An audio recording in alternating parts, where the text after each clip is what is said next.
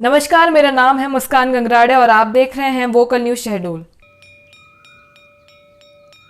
सूरज सा चमके हम स्कूल चले हम। आज रात 12 बजे से पूरे देश में संपूर्ण देश में संपूर्ण लॉकडाउन होने जा रहा। ये जो वीडियो हमने आपको शुरुआत में बताया, इससे आपको क्या समझ आया? क्या आपको अपने बच्चों के स्कूल नहीं जाने की बात याद आई? भारतीय संविधान का अनुच्छेद 21 देश के हर नागरिक को जीने का अधिकार प्रदान करता है। इसी अनुच्छेद में 6 से 14 साल के बच्चों को मुफ्त शिक्षा मुहैया कराने की बात भी की गई है। कहने को तो ये दोनों अलग अलग चीजें हैं। हमारे देश को शिक्षा के क्षेत्र में काफी पिछड़ा हुआ माना जाता था, लेकिन 2009 में शिक्षा का अधिकार अधिनियम लागू होने से इस क्षेत्र में कई सुधार हुए। मुफ्त शिक्षा का नियम होने से स्कूल फीस की परेशानी भी हल हो गई। लेकिन 2019 में आई महामारी ने सारी स्थिति ही बदल कर रख दी।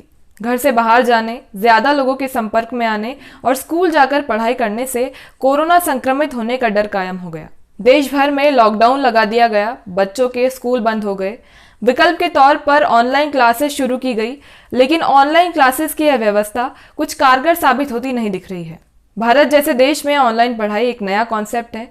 शुरुआत में स्मार्टफोन, इंटरनेट और पढ़ाई के लिए अलग कमरा नहीं होने जैसी मूलभूत सुविधाओं की समस्याएं सामने आईं। किसी बच्चे के पिता ने उसकी पढ़ाई के लिए अपनी भैंस बेच दी, तो कोई बच्चा मोबाइल खरीदने सोशल मीडिया पर मदद मांगता देखा गया। शहरों में तो अभिभावक बच्चों की पढ़ाई पर ध्यान दे रहे हैं, लेकिन ग्रामीण क्षेत्रों में माता पिता खुद बच्चों को स्कूल भेजने के प्रति उदासीन देखे जा रहे हैं। पिछले 2 सालों से स्कूल ठीक से संचालित नहीं हो रहे। सरकार की ओर से ऑनलाइन शिक्षा को बढ़ावा देने के लिए प्रयास तो किए गए, लेकिन हमारे यहाँ बच्चों की शिक्षा और उन्हें सिखाने की प्रक्रिया ही कुछ ऐसी है जिसमें छात्रों और शिक्षकों को साथ आसपास रहने की जरूरत है। ऑनलाइन क्लासेस में छात्र इससे वंचित रह गए। इसके अलावा बच्चों के स्कूल नहीं जाने से उनकी कई गतिविधियां कम हो गई। वे समय से उठना, अनुशासन में रहना भूल गए। अपने साथी बच्चों से मिलने, खेलने, साथ खाने से उनमें कई सकारात्मक चीजें विकसित होती हैं। वे सोचने और सीखने की क्षमता से लबरेज होते हैं।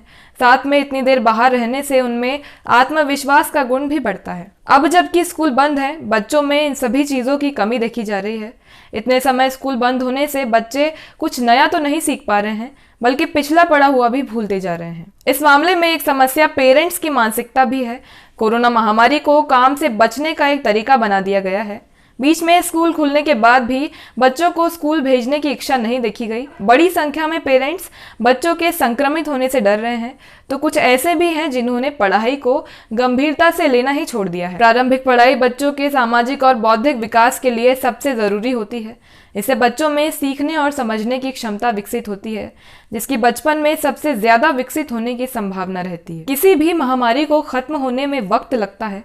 2 साल होने को आए। अगर आने वाले 4 सालों में भी कोरोना के वेरिएंट्स इसी तरह आते रहे, तो क्या यही स्थिति बनी रहेगी? स्कूल बंद ही रहेंगे? विदेशी स्कूलों में किस तरह सुनियोजित ढंग से बच्चों की शिक्षा पर ध्यान दिया गया? किस तरह कोरोना गाइडलाइंस का पालन करते हुए हम स्कूल खोल सकते हैं? इस पर ध्यान देना इस वक्त की सबसे बड़ी जरूरत है। आज के इस वीडियो में इतना ही। अगर आपको हमारे वीडियोस पसंद आ रहे हैं तो लाइक शेयर करना ना भूलें। देखते रहें वोकल न्यूज शहडोल।